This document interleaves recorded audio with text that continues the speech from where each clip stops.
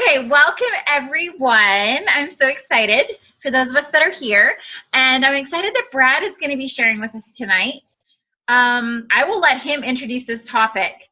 So just take it away, Brad. Okay, cool. So Kyla asked me if I wanted to talk about something that I've been passionate about for a while, so I said sure. And the topic for tonight is going to be self-talk. Some of us I know have been going through a book called What to Say When You Talk to Yourself. And it's by Shad Helmstetter. Definitely a worthwhile read. I'm not even through it yet, and it's like changing my life. So I just wanted to talk about a couple points that have really stood out to me in the book that I think are going to be really helpful for all of us in doing our business. So the cool thing is, like, I've been implementing this for I don't know, seriously for the last week, and then a little bit before that too.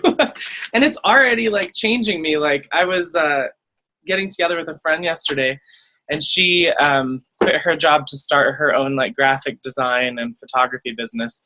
And she was feeling really discouraged about it because there's no money coming in right now. And since I work my own business, I was just pouring all this encouragement into her. And what I realized is that when we practice self-talk and positive self-talk for ourselves, we actually become more encouraging to other people as well and empowering to them. So, it helps us and it helps others. So I want to make 3 points, and then I'll talk about some practical application. So the first point that the author makes is that we must change our programming. He makes this point that most of us have been told 140,000 times growing up the word no in regards to our behavior and abilities in life. And so it takes a lot of work and repetition to kind of combat that negative programming that friends, family, society has just drilled into us from a young age. And it doesn't happen overnight. It's a lifelong thing that we have to persist at.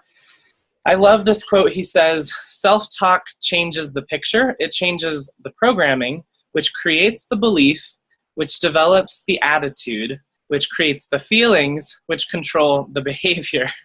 And so, I guess simply put, if you change your programming, you eventually change your behavior. Because the way that your brain is programmed is going to affect your beliefs and attitudes towards life, which in turn affects your feelings, which affect your behavior. So most of our behavior starts with our programming.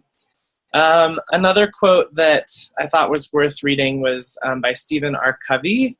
It's sow a thought, reap an action. Sow an action, reap a habit. Sow a habit, reap a character. And sow a character and reap a destiny.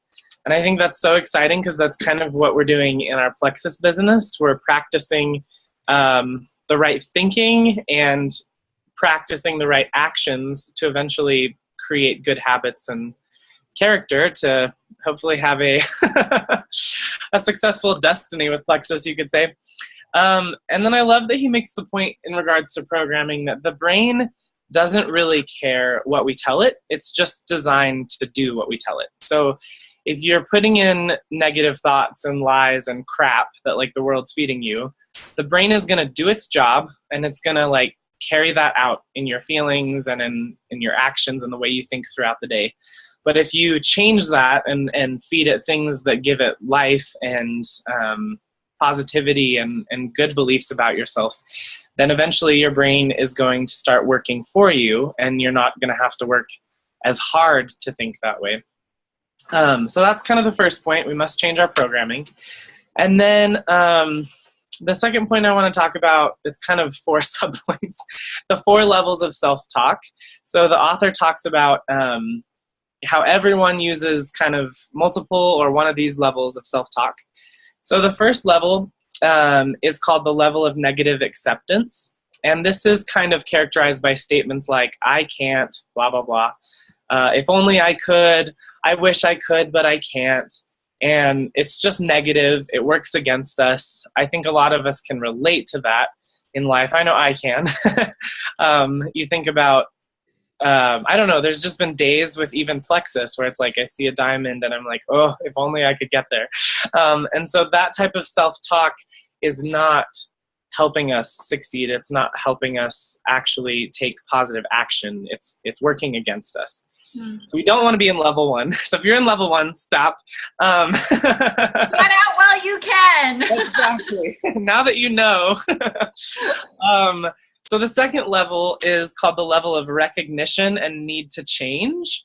It sounds good, but it's really not. This is characterized by statements that are like, I need to do this differently, or I should do this. And it looks like it's working for us, but it's still working against us because it kind of leaves this unsaid ending to the sentence. Like, I should do my IPA, but I'm not. Like, I should do this, but I'm not. And so even though you're not telling yourself you're not, like, that's kind of what you're saying. So level 2, when I first read that part in the book, I was like, oh my gosh, that's where I am. So it was good. I'm not proud of it, but it was good to have that realization and know that, okay, like, moving to a higher level. So level 3 is called the level of decision to change. And it's the first level that works for us. It's basically you stating your decision to change in the present tense as though you've already done it. So you can say statements like, I no longer, or I never. Like, so I no longer put off what I need to do today, or I no longer eat too much, or, I no longer do this. And even though when you start doing this at first, for me, it's a little awkward because it's like in my head, I'm going, well, but I'm still doing those behaviors.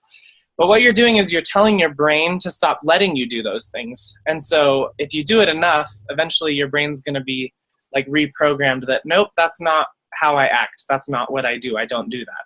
So I think that's a really cool self-talk level. So that was level 3. And the last level is level 4, called the level of the better you. This is my favorite one. This is characterized by I am statements or I can statements. This is where you can start agreeing with the truth of your identity and your abilities, and you can combat the negative lies about who you are and what you have been told you can't do in life. And you can tell yourself things that you want to be.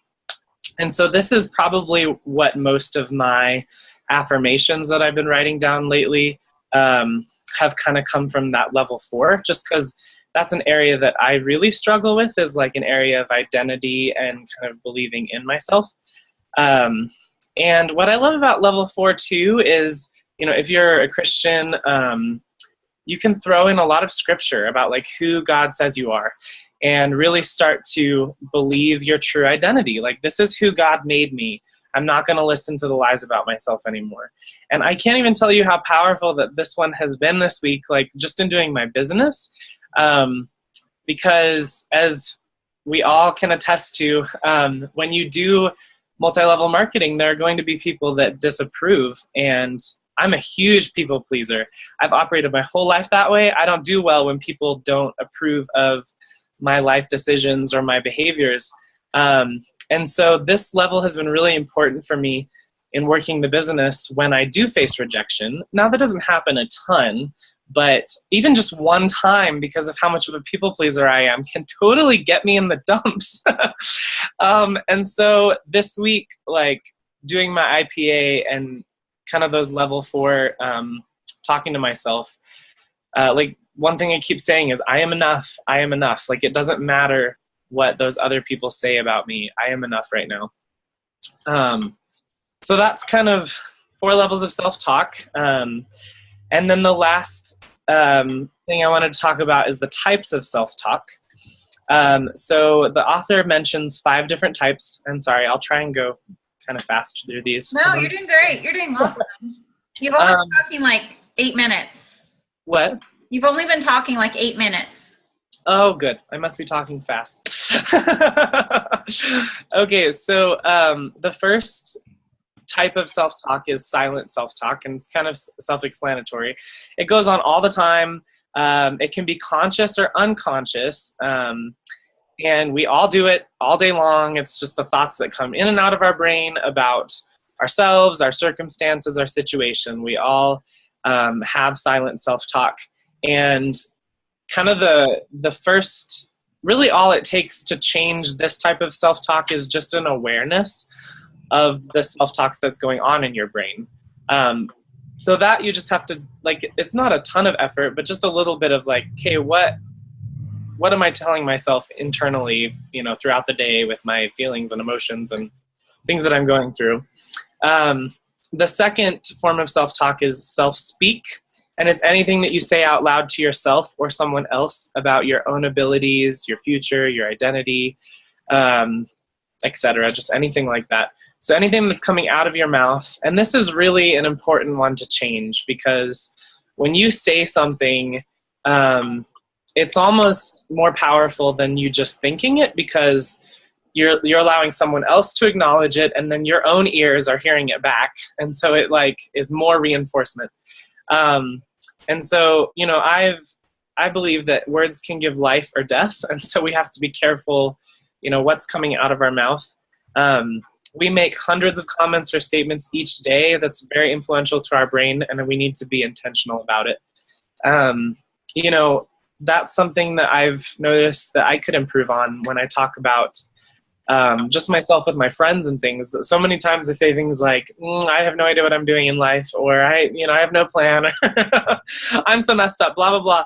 And that's not getting me anywhere. It's just degrading me in front of people. And it's kind of sickening that as a society, like, it's okay to do that. That's humility in so many people's eyes, and it's not. It's just degrading yourself. So we need to be, speaking positively about ourselves and who we are. The third type is called self-conversation. This one can have people thinking you're a weirdo. But I tried it this week, not in front of people, by myself, but it was actually really fun. And this is basically where you hold a two-sided conversation with yourself, being both sides. And it's awkward, but it's awkward, but it causes you to use more effort and energy to do it. And so it's really good for your brain, because it like forces you to be creative about it. So I don't even remember the conversation I had with myself, but it kind of goes like, hey, Brad, like, you did a really good job today, like doing your IPA and reaching out. You were bold. And then I would say, well, thank you. I appreciate that compliment. Love it. I know. That's so weird. Brad's talking to himself. I love it. It's awesome. Somebody said that intelligent people talk to themselves like that. So right. Well, it's true. I really think it's a cool thing to do. So, the fourth type is self-write, and this is just where you write out your affirmations. You can do it on index cards. You can write it on the mirror or in a journal. I like to do this like once in a while, not all the time. The author doesn't make the point, like, this keeps a lot of people from doing affirmations, just because if you're not like a journaler or you don't love writing things down, and you have to set aside the time to do it, and so it keeps people from doing it. So if this isn't you, like if you're not a person who can take time and write stuff down, then just do the other stuff. Like, don't let that keep you from implementing the principles of self-talk. But yeah, self-write is really helpful. And then the last one is tape talk. And this is where you record yourself saying affirmations, or you can buy like affirmation tapes. I think the author had like a website that you can do that. I basically just took all the affirmations that I'd written down and I recorded them on my phone, like in a voice memo app. And I've just been listening to them every day. And I really like this because things that we listen to, even if we're not fully paying attention, they kind of have like a subliminal programming in our brain. It's kind of like when I was in college, some people would like read their notes over a recording and then listen to it in their sleep. And they felt like it really did help them absorb the information better. So your brain is often listening even when you aren't, if that makes any sense. So tape talk can be really good. So those are kind of the three main areas that I wanted to talk about.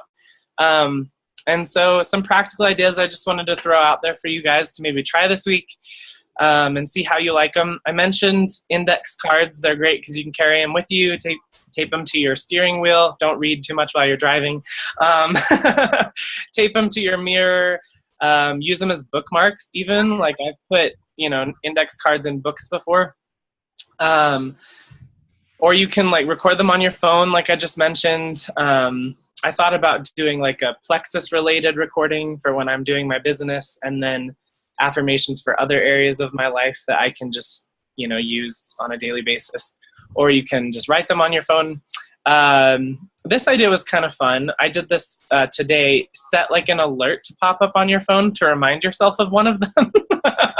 It's kind of a nice surprise. Yeah, it's kind of a nice surprise. So I just said, like, Siri, remind me at 3 p.m. that, and I said my affirmation. And so, hey, I got reminded of it today.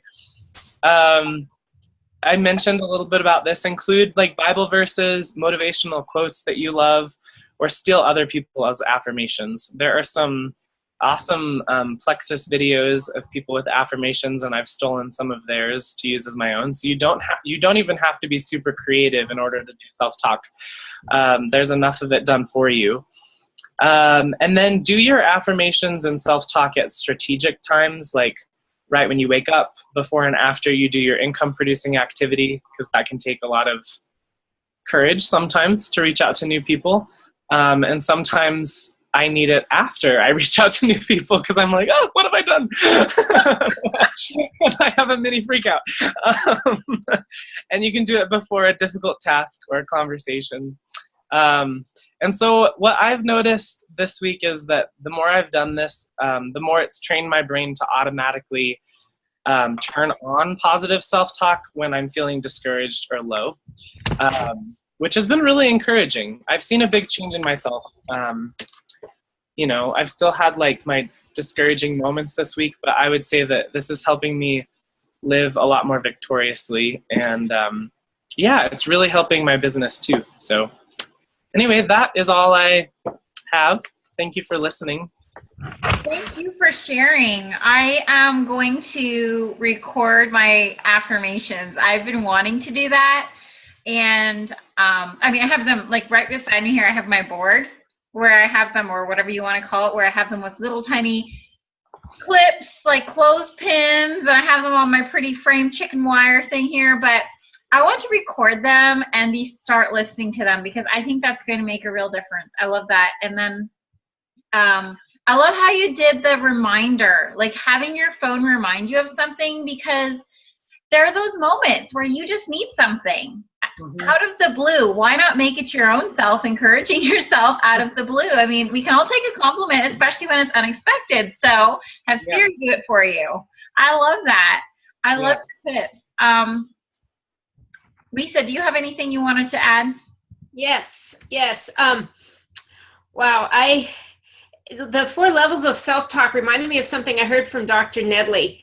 And it was 4 levels of competence or incompetence. It starts out unconscious incompetence, like say a person who doesn't know they're doing something wrong, but they're doing it. And then conscious incompetence is when you find out it's wrong, and then you want to change, but you haven't figured out how to do it yet. And then, or you're not willing to do it yet. And then there's conscious competence, where you start changing, but you still have to work at it. You have to think about it. And then eventually it becomes a habit, and that's unconscious competence. So it's almost like those same 4 things, just a different way of looking at it. Yeah, that's awesome. That's cool. I know I look forward to getting into that more unconscious competence, but right now it's been very conscious. Yeah.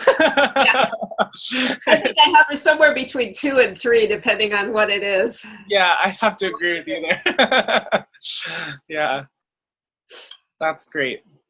Yeah, I really appreciate you sharing. I really feel like this topic is so important. Sonia Dudley shared in a video that if we do not reprogram our minds and change our self-talk, we basically have to work 10 times harder in our business. And so this is just so important. I'm so glad you shared this. Going through this book, What to Say When You Talk to Yourself, my copy is so dog-eared here, but it's mind-blowing how simple it is, but yet how powerful it is. So I love your tips. I'm definitely going to take some of those to heart this week, what's left of this week, because I really, really, really, really want to record it. That is just powerful. Thank you so much for sharing, Brad. And I'm going to turn off the recording for now.